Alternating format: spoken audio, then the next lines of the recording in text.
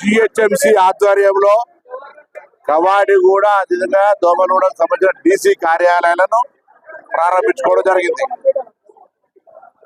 పరిపాలన వికేంద్రీకరణలో భాగంగా greater Hyderabad cure ring road లోపల ఉన్నటువంటి 4 రకాల వ్యవస్థ గ్రామ పంచాయతీ, మున్సిపాలిటీ, కార్పొరేషన్లు, అదేవిధంగా గ్రేటర్ కార్పొరేషన్ 4 రకాల వ్యవస్థలను తీసి ఒకటే రకమైన వ్యవస్థ ద్వారా పరిపాలనా సౌలభ్యము, ప్రజలకు సౌకర్యాలు అంతా కూడా ఒక ప్రణాళికాబద్ధంగా అభివృద్ధి జరగాలని తెలంగాణ ప్రజాపాలన ప్రభుత్వం రింగ్ రోడ్డు లోపల ఉన్నటువంటి అంతా కూడా ఒక గొడుగు కిందకు తీసుకొచ్చి 12 జోనల్ కమిషనర్లను అదేవిధంగా 60 టీసీలను నియమించుకొని మరి పరిపాలన కొనసాగించే విధంగా చర్యలు తీసుకున్నది.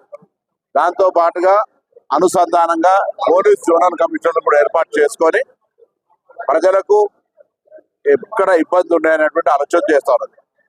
ఈ విధంగా రాబోయే కాలంలో జిహెచ్ఎంసి సర్వీసెస్ నూతనంగా కలిసిన ప్రాంతాలు కావచ్చు, ఇప్పుడున్నటువంటి ఎగ్జిస్టింగ్ ప్రాంతాలు కావచ్చు, ఒక ప్లాన్ ఆఫ్ యాక్షన్ తీసుకొని భవిష్యత్తు ప్రణాళిక చేసుకొని అభివృద్ధిని ఒక మార్గదర్శకత్వం చేసుకొని ముందుకు పోవాలనేటువంటి, ఎందుకంటే హైదరాబాద్ రాష్ట్ర రాజధాని, ఇక్కడ 2047 విజయంతో ముందుకు పోయేటప్పుడు దానికి అనుగుణంగా అన్ని రకాల సౌకర్యాలు కలిగించేటువంటి బాధ్యత ప్రభుత్వంకు ఉంది.